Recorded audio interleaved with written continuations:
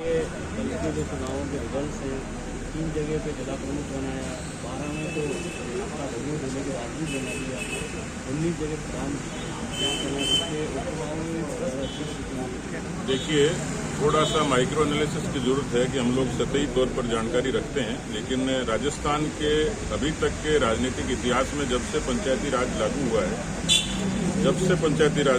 है, हमारे यहाँ 33 जिला परिषदें हैं। हम लोग विपक्ष के नाते, और केवल हम लोग नहीं, कांग्रेस भी और बीजेपी भी जब विपक्ष में रही है, ये अब तक का सबसे बड़ा आंकड़ा है, जिसमें 18 जिला परिषदों पर भारतीय जनता पार्टी अभी भी काबिज है। परिसीमन, जोड़तोड़, षड्यंत्र और तिगड़म और सरकारी मशीनरी का बेजा इस्तेमाल, ये कांग्रेस की फितरत रही है और इसका पूरा इस्तेमाल किया।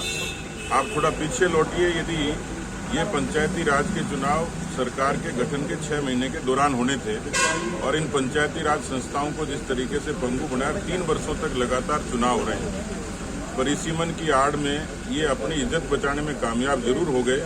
ये चुनाव यदि सरकार के 6 महीने के भीतर और निश्चित समय पर होते तो पंचायती राज में कांग्रेस को बड़ी शिकस्त मिलती।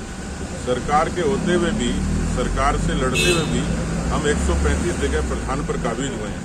ये जो कांग्रेस पार्टी का फिगर है, सुपरफिशियल है। आप जिला परिषद के टोटल आंकड़ों पर जाएंगे तो भारतीय जनता पार्टी कहीं ज्यादा है। पंचायती राज में बीजेपी का विपक्ष के नाते और कांग्रेस पार्टी को तुलना करेंगे तो भी अब तक का सबसे बढ़िया प्रदर्शन है।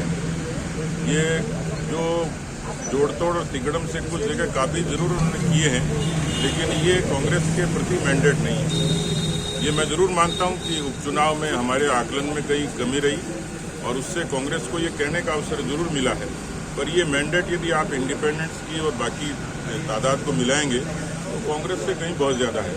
अपोजिशन के सारे फिगर को मिलाएंगे तो कांग्रेस के खिलाफ मैंडेट साफ तौर पर दिखता है और इसलिए केवल ये जो चुनाव हैं पंचायती राज के, ये कांग्रेस के लिए अल्पकालिक खुशी है और बहुत ज़्यादा खुश रहने की आवश्यकता उनको नहीं है। कुछ दिनों पहले वसुंधरा जी मेवाड़ दौरे पर थी, इस बार आप में चर्चा है कि बीजेपी में कॉम्पिटिशन चल रहा है। बीजेपी में कोई कंपटीशन नहीं है। मैं प्रदेश का अध्यक्ष हूं और मैं मेवाड़ में भी हूं और मैं 26 तारीख के बाद में भरतपुर के संभाग में भी रहूंगा, उसके बाद मारवाड़ में भी रहूंगा।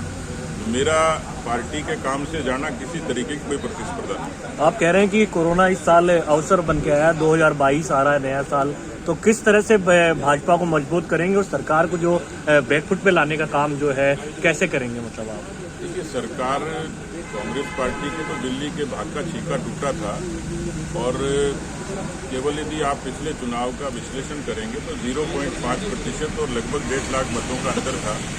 कांग्रेस 99 के फेर में खुशी थी, 6 हाथी को वो खा गए, 13 इंडिपेंडेंट्स को उन्होंने बार्गेन किया और इस जोड़ तोड़ की जुगाड़ की सरकार में जो अंतर्कलह और अंतर्द्वंद था, वो इसका नतीजा है कि राजस्थान की सरकार 40 से भी ज़्यादा दिन बाड़े में बंद रही और अभी भी वो कहते जरूर हैं, दावा करते हैं, लेकिन भरत सिंह जी का चिट्ठी लिखना, दयाराम परमार जी का मुख्यमंत्री को मंत्री की योग्यता पूछना और दीपेंद्र सिंह जी का बजरी की मंथली पर सवाल खड़े करना, वो भी पीसीसी चीफ की मौजूदगी में, ये तमाम कारण और कारक हैं जिसके कारण कांग्रेस पार्टी भीतर से भी और सरकार के तौर पर भी कमजोर नजर आती है।